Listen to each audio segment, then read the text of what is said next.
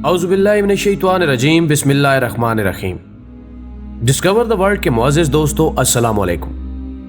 دوستو، Charlie Chaplin نے خاموش فلموں کے دور میں اپنی فلموں میں نہ صرف خود اداکاری کی بلکہ ان کا مصنف، خالق، ہدایت کار، پیشکار اور بعد ازاں موسیقار بھی خود ہی تھا، اور یہ اس دور کے سب سے با اثر فلمی شخصیات میں سے ایک تھا۔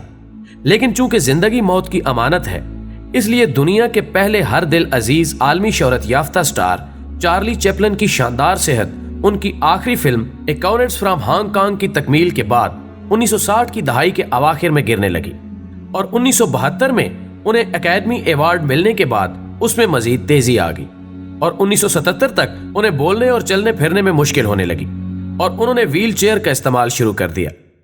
اپنی عمر کے آخری ایام انہوں نے سوئٹزرلینڈ میں جنیوا لیک کے کنارے گزارے۔ 25 دسمبر کو پوری دنیا میں موجود مسیحی برادری جب کرسمس کی خوشیاں منا رہی تھی، بدقسمتی سے اسی دن ہی اس عظیم فنکار کا بلاوا آ گیا۔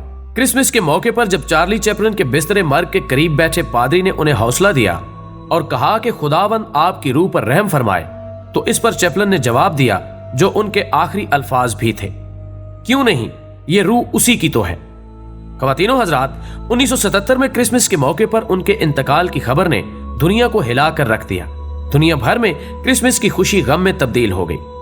چارلی چپلن کو کورسیئر سرویوی قبرستان واؤٹ سوئٹزرلینڈ میں دفن کیا گیا۔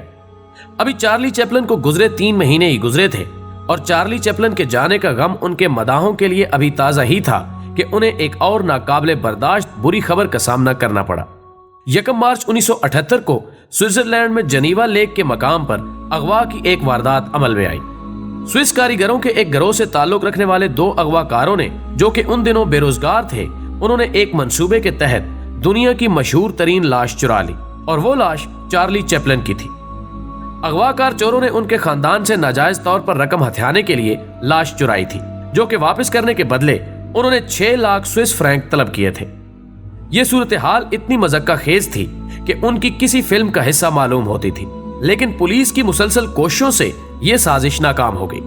چارلی چپلن کو 11 ہفتوں کے بعد جنیوا جھیل کے قریب سے برآمد کر لیا گیا اور چوروں کو گرفتار کر لیا گیا، اور پھر چارلی چپلن کی لاش کو دوسری جگہ گہری قبر میں دفنا دیا گیا، اور قبر پر 6 فٹ موٹی کنکریٹ کی تہ ڈال دی گئی تاکہ مستقبل میں کوئی دوبارہ ایسی کوشش نہ کرے۔ دوستو، ویڈیو پسند آنے کی صورت میں اسے زیادہ سے زیادہ لائک کر کے ہماری حوصلہ افزائی کریں، اور اسے دوستوں کے ساتھ بھی شیئر کیجئے۔ ہماری اگلی ویڈیو آنے تک اپنا، دوستوں اور گرد و نواح کے لوگوں کا بہت سارا خیال رکھیے۔ اللہ حافظ۔